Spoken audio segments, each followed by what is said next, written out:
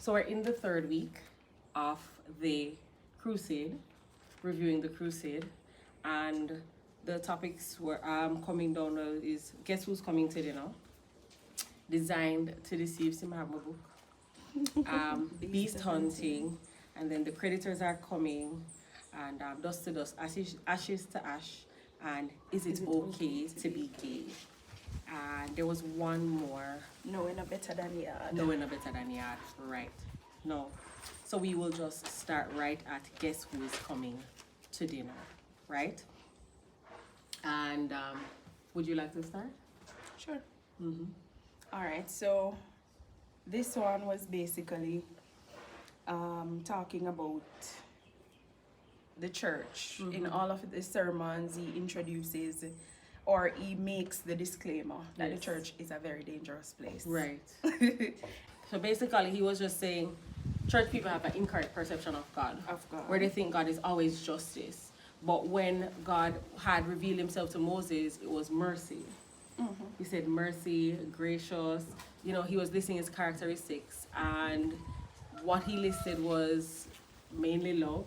And then at the end, justice. But we always just lean to judgment when we're talking about other people. Or talk about the wrath of God. Or talk about the wrath of God, right.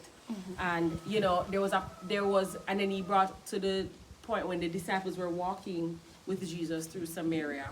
And he saw the Samaritans, and they did not receive Jesus. And with not receiving Jesus, they said, the disciples said, James and John said, you all burn them up, you all call them fire from heaven and burn them up. And Jesus is like, you don't understand why I'm here. I'm not here to burn people up, I'm here to save people. And it's the same with the church. Sometimes it's like we're just condemning. You slip, you slide. Yeah, you slip, you slide. But we only have grace for ourselves. That's true. Or we want the mercy. Yeah. Because but we don't extend as he it. mentioned, God's CV is not, you know, no 2-page, 3-page. He's merciful, he's long-suffering, he's just. Yes. But as church members, we portray him as the wicked God. Yes. Right? So, and that's how the disciples portray him sometimes. Yes. That once you sin, that's it. Right. So he basically, this whole sermon was about Mary Magdalene. Jesus was invited by Simon, the Pharisee, who was also Simon the leper, right? Yes. So Jesus had healed him, and Simon was showing his grace, his gratitude, to Jesus for healing him from his leprosy, and he invited him to dinner. With that being said, Lazarus had just been raised, so Lazarus was a big celebrity. So Lazarus, you can come to, right? I was healed from leprosy. Lazarus was raised from the dead. It's a big party about Jesus. And they live in the same town. And they live in the same town, right. Yeah. So, them sit down, and then all of a sudden, people start smell something. Well, very strong perfume in the room. When they look down, they see this woman crying, pouring the perfume on Jesus' feet, and from behind. So like we're sitting, and the person is under the chair from behind, crying, and washing Jesus' feet with their hair, and pouring out the perfume. And he was like, then, you know, Judas started, the one who betrayed Jesus, right? He started to ridicule the woman, which is Mary. And then Jesus had to step in and say something. But Simon himself started to ridicule in his mind. Or even if he said it, he didn't say it to Jesus. But Jesus then just said a parable, you know. If you have two people who owe, say I owe Candice money and somebody else owe Candice money, but I owe Candice $1 million and the person owe Candice $25. If Candice then says, you know what, make the debt go, $25, $1 million, Candice rich and Candice say that, right? Who is gonna be more grateful? And it's gonna be the person who owed more and their sins were pardoned. Yes. And he was saying, how did Simon know that? So Simon got the message, but Pastor O'Connor was saying, Dr. O'Connor was saying, how did Simon know that this woman was a sinner, a prostitute? How did he know that? And he was like... He made the point that he must have had connections with her. Right. He must have knew what she did for a living. Right. And how he would have known more than he would have been a customer. Biggest customer.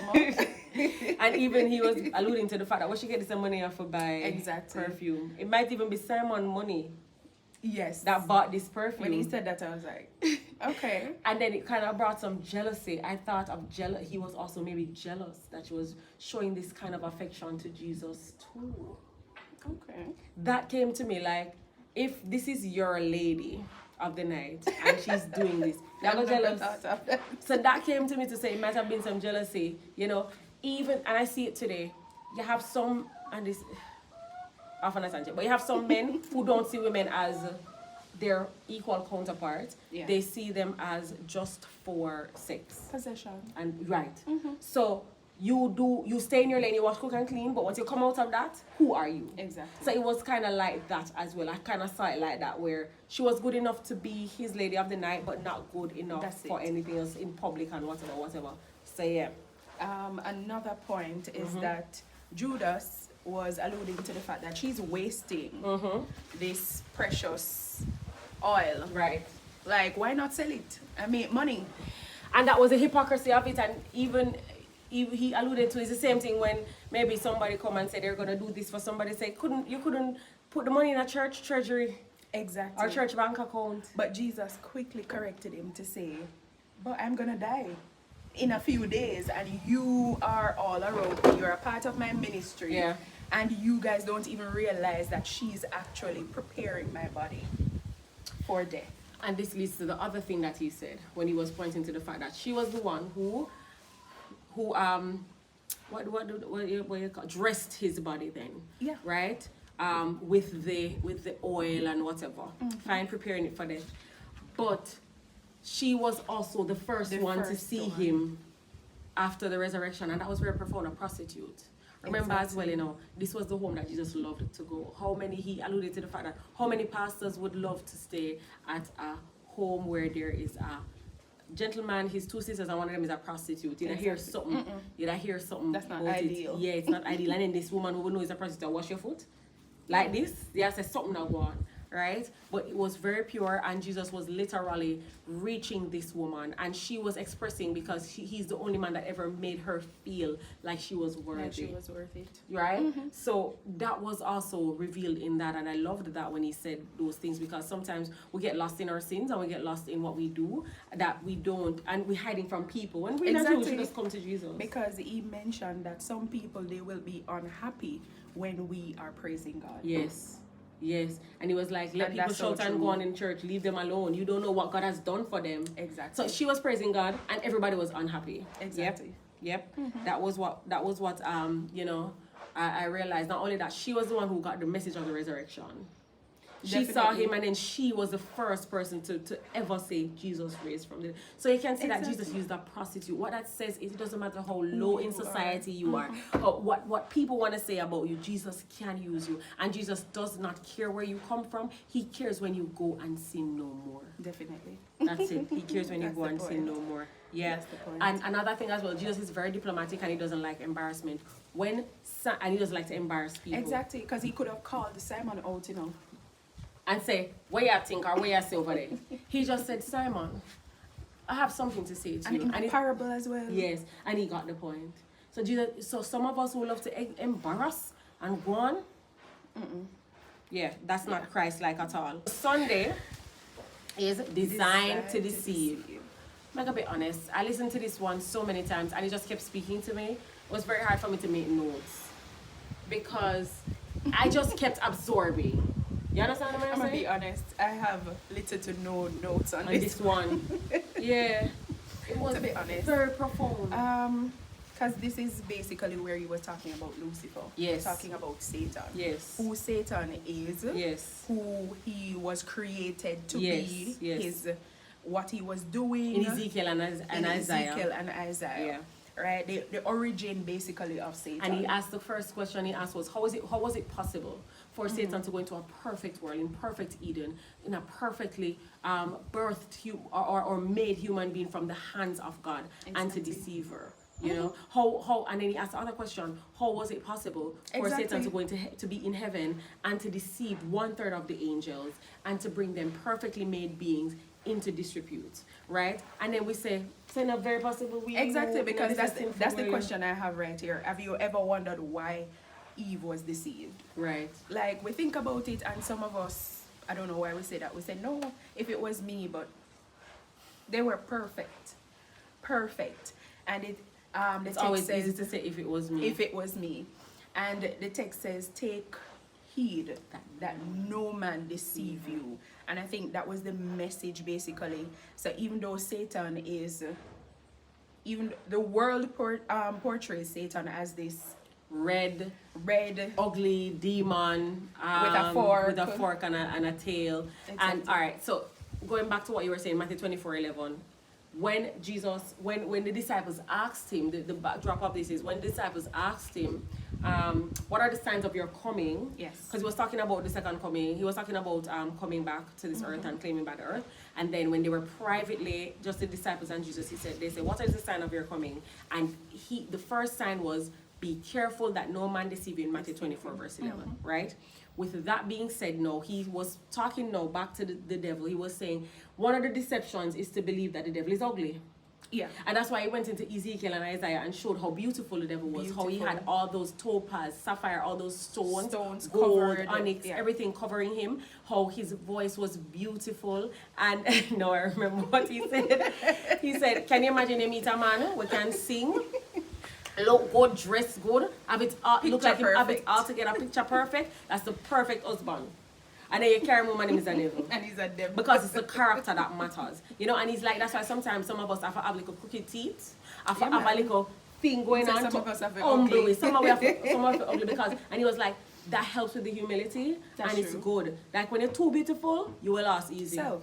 It's the same thing as the rich man. It's hard for the rich man to go through to heaven than for a camel to go through a needle. All right. Because you start focusing on yourself self and not the creator. Right. Basically. Right. Instead of saying, wow, I'm beautiful, thank you, Lord, for making me beautiful. And that's exactly what Satan did. Right.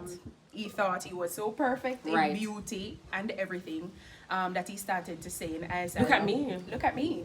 And I will exalt, right? And it was all about himself. Right. And Right. something he said when it was I will exalt and all of that, he said, well, Jesus, God not take vacation. So him can't act. Exactly. God not go upon He's not gonna retire. he's not gonna retire. And God not go upon sick leave because I'm never sick. So Satan say, listen, me have to fight for this. Me have to fight for that throne if me want. That's why I say I will exalt my throne above the Most High God. And I will be like God. So, you know, and he pointed out the fact that Satan, if you want to be like God, how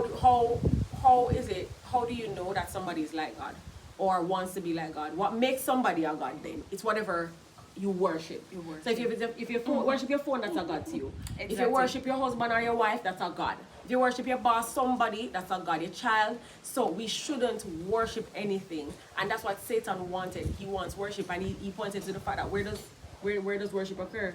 In like churches. He mentioned churches, but I would like to add synagogues, mosques, whichever area of worship, the devil is going to position himself there to receive that worship. And that is why we must know what is worshiping in spirit and in truth, so that Christ gets the worship. And he pointed to the fact that another form of deception, not only that Satan, so the first one, if it wasn't stated clearly before, was that Satan is ugly. So we tell the movie ugly like the devil or whatever, you know, and he's like, that's the first deception. That's a deception. We should be able to understand that Satan also comes in a lot. It mostly comes in beautiful forms. And if he was talking to like the young people, if a beautiful boy comes, the devil can come in that form. If a beautiful girl comes, the devil can come in that form, right? But the second form of deception, he said, was when people say, but like you're telling people about God and them say, but well, I want to go. The church use the same Bible. All the churches say the same thing. God. Same God, no different. And he's like, no, that's not true.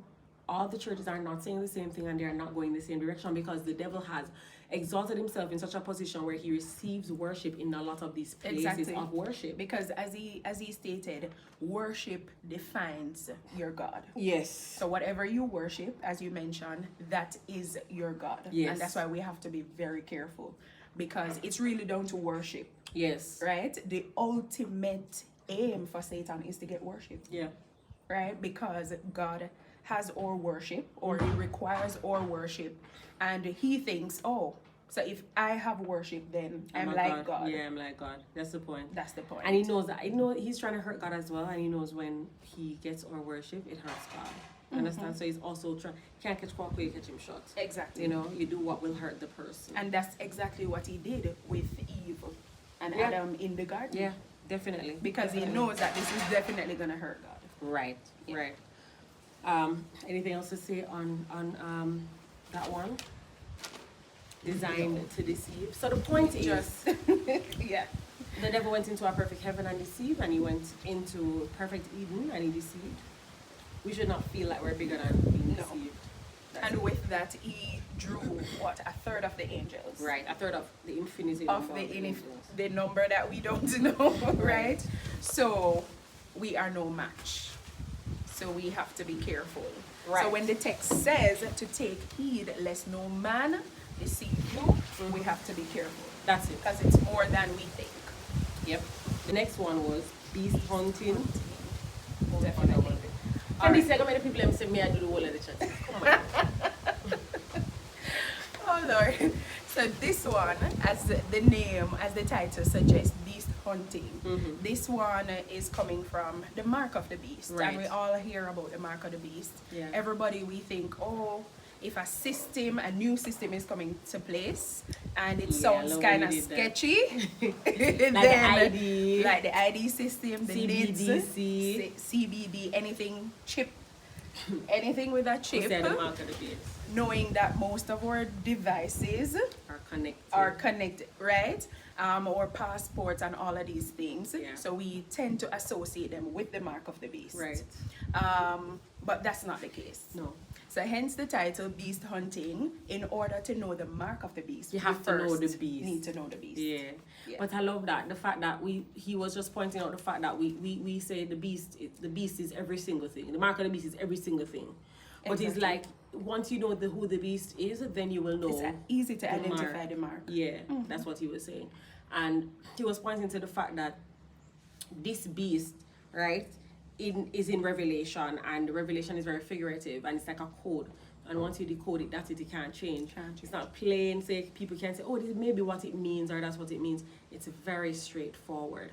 Once you know, once you can crack the code. The code, and Right. that was intentional. Yes. Of course, we know it's not by accident, not No. by chance, that God literally, in an attempt to basically preserve the truth Yeah. and protect His word, because He knows that they're trying, and of course, to change the meanings of the many, All sorts of things. everything.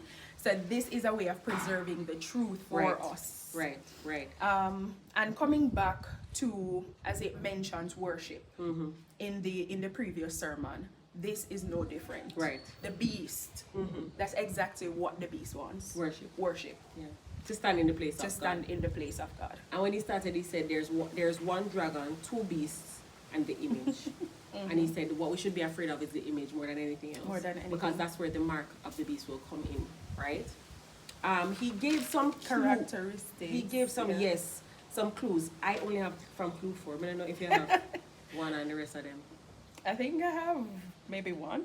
Okay. He mentioned, so it's one system and Yes. the two beasts. Right. I didn't take a lot of notes on this one. I Okay. was just, Listening. yeah, Yeah, I was just that's fine. listening. But a common theme in all of them, and I'm surprised because we've never really heard this before. Right. In every sermon, he warns about the church being a dangerous place. Yes. Because in all of It's in like all of wolf the in sheep clothing. exactly, in all of this, If you're in the the wrong church, church, plays and Major, the church, meaning Christian church. right, plays a major role in Yes. killing Jesus. Who was involved? The church. Yes. In this system, Along with the state, the church and the state And the come state. together. Mm-hmm. in this system of the mark of the beast, who is involved? The church again. Yes. All right. So we know that the Roman system. Right. He talked about the image. Right. We know from in Daniel the image. Which was one of his first sermons. First in the sermons, week that we spoke exactly. about. So he basically just revised. Right, right. And it was saying in Daniel there were 4 different beasts, right? There was the leopard, there was the bear, right? There was the lion. The lion was Babylon, the bear was Medo Persia, and then the leopard was Greece, and then there was another and then the beast, the composite beast Yeah. was Rome. Right, the beast that was fierce was Rome. That Yeah. no, not the composite beast, the fierce beast. And then but in Revelation, it's a beast. I remember this because Sky was listening with with me, and she was saying, "What? He has a mouth of a lion, and then his body is like that of a leopard, and he has feet like a bear." Grandpa. She was confused, and he had 7 heads and 10 horns, and and his teeth were like, it was crazy. It was just a composite beast of all the characteristics of the previous kingdom of Babylon, Greece, Medo-Persia, right, and pagan Rome. Definitely. This new beast, which signifies that it has the characteristics, as you mentioned, of the previous kingdoms. Yes. And also, if we notice, we would have mentioned it maybe in the first review, that the, what should I say now, the elements are those elements, so the gold and so on. So when we look at the image, we realize that they actually, I don't want to say devalue, but so they okay. So when you go down the image, it decreases in value, but it increases in strength. How strong the metal itself is. And funny enough, on the periodic table, it lines up just the same way. Yeah. On the periodic table, coming right now, same order. Yeah. So that says a lot. That says a lot. Yeah. So for this one system to have all those characteristics, it means that the strength it's like a puzzle too. Like, which system would have all of those things? You know, that's the point. And he was pointing to the fact that basically the beast, right, is Rome, right? And he was pointing to the fact that it has two. So one of the cues was that the church ran into hiding in 1260, the real church, the Church of God. And the reason the church had to run into hiding in 1260 was because, for 1260 years, from 598 AD to 1798, right?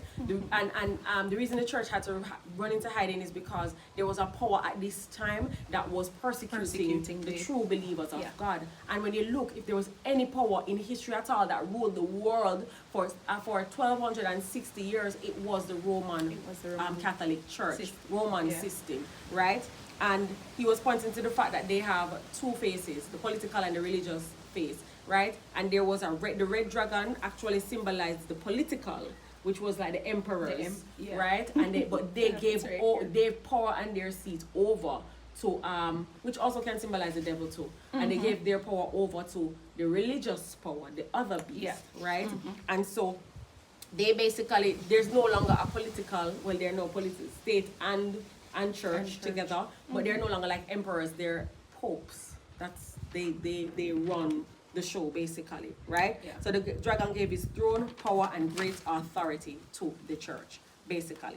So one of the cues was that his wound was so one of the cues was that this power reigned for 1260 years. Another one was that he had a deadly wound. And this is in Revelation 13. So Revelation 13 verse 3 talks about that he was wounded. And this was in 1798 when General Berthier came and took the Pope, and he died in house arrest. In captivity. And clue 5 was this power, and it's Revelation 13 verse 4, accepts worship and makes war. And it accepts worship and it makes war with those who do not go along with its way of worship. And everybody knows that. Once you know history, you know that. And that is why we have to be careful, because there is definitely a right and a wrong way to worship. Yes. Right? So, and he did mention, and of course the Bible says it, in your ignorance. We wink, but when you know. You can't say, no, or tradition or whatever. So there is a right and a wrong way to worship, and we need to know the difference. Yes, very much so. And then it said, the next clue was that, it's this power blasphemes, and it ruled for 42 months, which was Revelation 13 verse 5. And the beast is described in Revelation, so he was taking the clues from Revelation and saying what matches up to this. Basically, So blasphemy is when, in Mark 2, 5-7, when Jesus had said, your sins be forgiven, the Pharisee says, who is this who acts like he's God to say he's forgiven sins? So one of the things that says we're blasphemous is taking the position of God, and of course only God can forgive sins. If you're saying that you're forgiving sins, you are being blasphemous and you're acting in a blasphemous way. And the Roman Catholic system is one that has confessions as its doctrine, where I am telling you, if you are the Father, Yeah. the priest or whatever, I'm telling you my sins and you are And taking it to Christ. When really and truly Jesus is our high priest, and the system, we should pray to him. exactly, because the system was abolished basically when Right. Christ died. Right. And that's why the word says, come to me Yeah. freely, Yes. boldly. Yes. We no longer need Come boldly before the Christ throne of is grace. our mediator. Yes. We don't need another mediator. Right. That's like Right. Right. why did he die? Yep. Right? Yep. And he said this. Sometimes we're looking at Antichrist as against Christ, but he said Antichrist means one who also stands in the stead of Christ or as a replacement. It's not necessarily against or as a substitute for Christ. And that power stands as a substitute. It says it's a substitute of Christ for Christ. He was pointing to another episode we're going to come to where he was talking about homosexuality, where now they're ruling that you can bless homosexuality, and saying God has said that you're not supposed to, this is an abomination. So how can you bless something that God has said is an abomination? So now it's like the power is saying whatever God says, we're repealing that. Yeah, we're overriding that, and we're doing our own thing. And that is basically spitting in the face of God. Exactly. And that's the same reason why they killed him. Yeah. That's a part of the reason. Yeah. Because he would have forgiven sins. Yes. Yeah. So Clue 7 says that this system makes war with the saints, right? And Revelation 13:8 says, all who dwell on the earth will worship the beast if their names are not written in the Lamb's book of life. Because otherwise, if you don't worship them, they'll kill you, basically, right? And verse 15 talks about some people will die over worship. And he mentioned a situation where we recently went through a crisis and people did not believe that they should do something, but because their jobs required it, or because they can't fly, if they don't do this requirement, they do it. But it's against their conscience, but they do it. And he said that is a precursor for the mark of the beast. Definitely. When you don't believe something, right? Because the mark of the beast is in the forehead or in the hand. So that's really, if you don't believe it and you go along with it, that's you going with the hand. If you believe it, you're going along with it. But yeah, you have totally believed it and you think this is the right way. But those who accept the beast, mark of the beast in the hand, is those who I have to eat, I still have to work, I don't believe this is the right way, but we have to do this in order to do that. He was mentioning it too, when you are squeezed, what comes out? Are you going to bow? Are you going to subject yourself to doing what you don't believe? Or are you going to say, if I perish, And that's definitely something that we have to pray about. And we can't just say, oh no, because COVID would have proved otherwise. Yeah. And even those who may not have fallen in such a crisis, you may still fall in the bigger crisis. You know what I mean? Yeah.